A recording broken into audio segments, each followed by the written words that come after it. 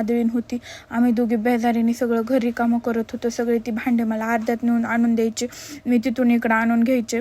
की मला लई त्यांचा राग आला होता, पण ते ऐकत नव्हते म्हणून आम्ही आमचं काम सुरू ठेवलं होतं. सगळी ज्वारी ते बाहेर आणली होती त्या कुटीतली म्हणून बाहेर टाकली. शिवांश खूप रडत होता तर तो झोपी गेला. त्याच्यानंतर हे बघू शकता मी मिशन वगैरे लावली कपड्यासाठी. आणि नंतर त्यांनी सांगितलं, काय सांगितलं तर हे नेमकं ते कशासाठी करत होते काय त्यांनी सांगितलं तर बघा, ते पहिला जो आडू का तर तो पण हे करायला लागले, ते बदलायला लागले ते. आणि सगळं ते पत्रे म्हणले मला ते घरच ठेवायचं नाही, असं तसं. मला मामा शेडी विकून देत नाहीत म्हणून मी ते नाही तोपर्यंत त्यांचं घर मोडून टाकणार आहे. मग मी पप्पाला फोन केला तर पप्पाला त्यांनी धमकी दिली की तुम्ही 5 मिनिटाच्या आत या आणि तुमचं काही ते बघा. पण पप्पा काही नव्हते, त्याच्यामुळं काहीच नाही करता आलं. त्यांनी पूर्ण घर उकलेलं. मम्मी पण म्हणत होती काय करायला लागलात, असं का करायला लागलात. कोणीही कुणाचं ऐकत नव्हतं. मेन